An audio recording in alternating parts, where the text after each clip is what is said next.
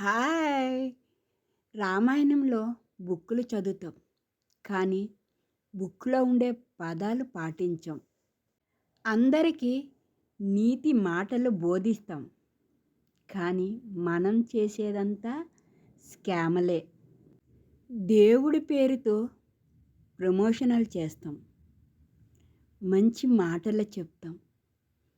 కానీ కొంతమంది ఆ మంచి మాటలకి, ఆ తీపి మాటలకి పడి ఎగేసుకొని వాళ్ళకి సపోర్ట్ చేస్తారు.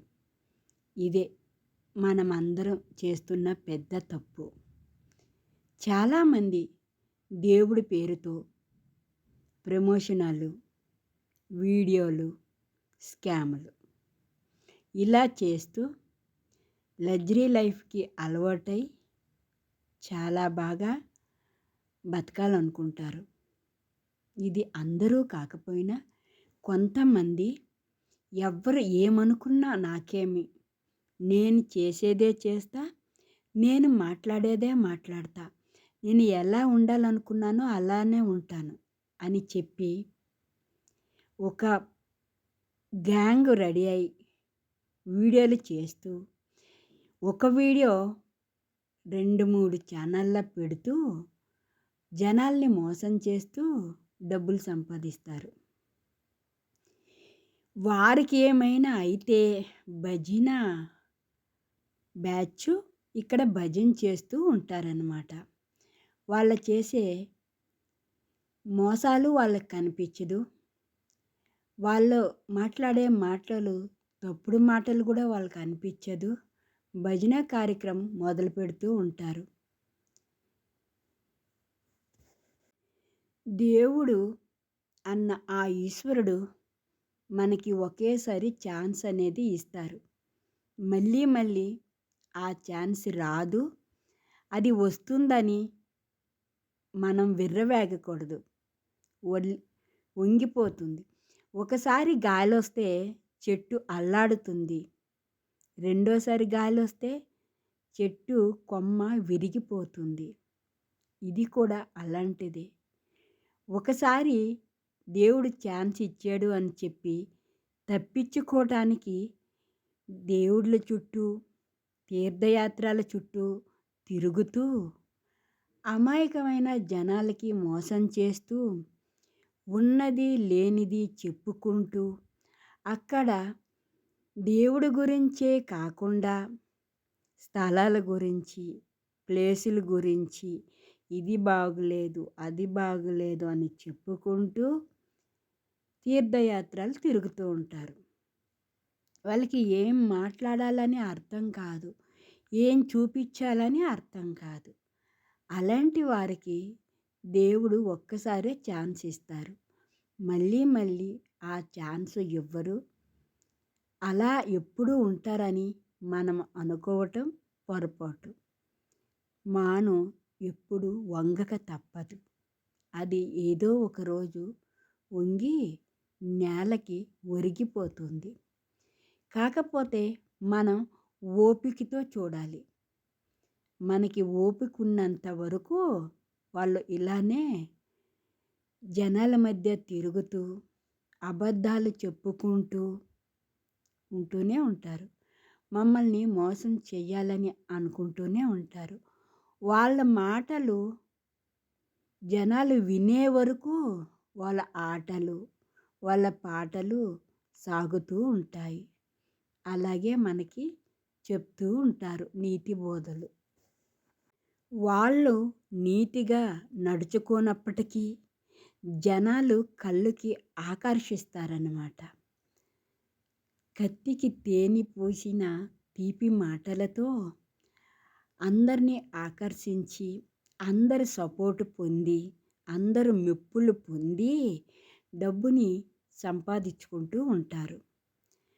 వారు మొదట్లో చెప్పేది మేము మిడిల్ క్లాస్ ఫ్యామిలీ అంటూ చెప్పుకుంటూ, మీరు చేసే సహాయంతో వారు మెట్టు మెట్టు ఎక్కి గ్రోత్ అయ్యి డబ్బు సంపాదించి తిరిగి దెబ్బ కొడుతూ ఉంటారు. ఎందుకంటే వారు డబ్బులు సంపాదిస్తారు కాబట్టి డబ్బు ఉంటే ఏదైనా కవర్ అయిపోతుంది, ఎలాంటి మోసాలైనా చెయ్యొచ్చు అని అపోహలతో ఉంటారు కాబట్టి ఎవరినైనా మోసం చేస్తూనే ఉంటారు. కానీ ఆ దేవుడన్నాడు ఏది మంచి, ఏది చెడు, ఎవ్వరు మోసం చేస్తున్నారు, ఎవ్వరు నిజాయితీగా ఉంటున్నారో అనేది ఆ భగవంతుడు చూస్తూనే ఉంటాడు. కాకపోతే మనం కొన్ని రోజులు ఓపికతో ఉండాలి. ధనం, డబ్బు ఎప్పటికీ శాశ్వతం కాదు. ఎప్పటికీ కింద పడిపోవలసిందే. కొన్ని కోట్లకు ఉండేవాళ్ళే నేలకి ఒరిగిపోతున్నారు.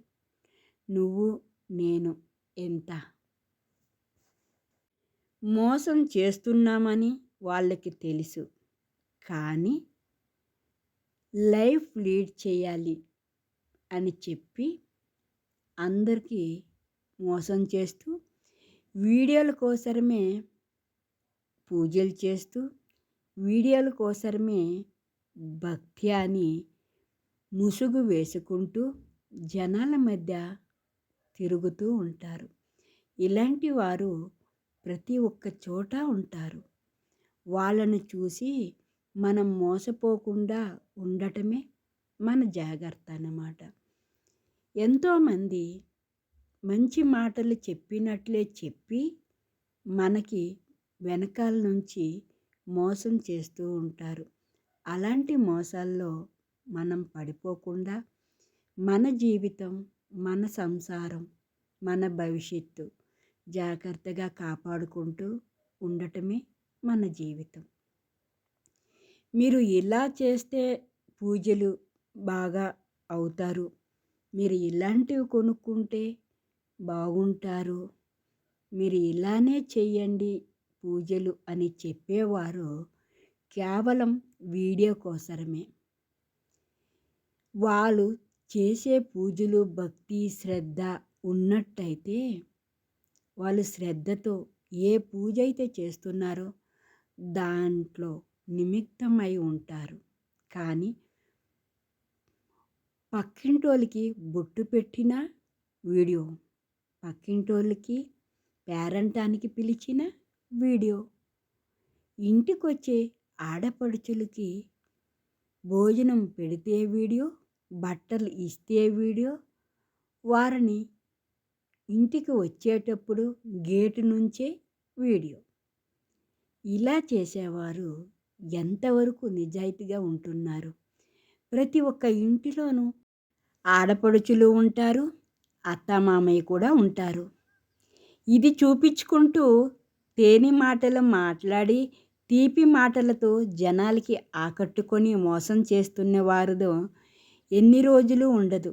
కొన్ని రోజులు ఓపిక పడితే ఒరిగిక తప్పదు.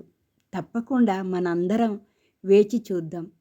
ఇది ఫ్రెండ్స్ ఈరోజు వీడియో. లైక్ చేయండి, సబ్స్క్రైబ్ చేసుకోండి ఫ్రెండ్స్.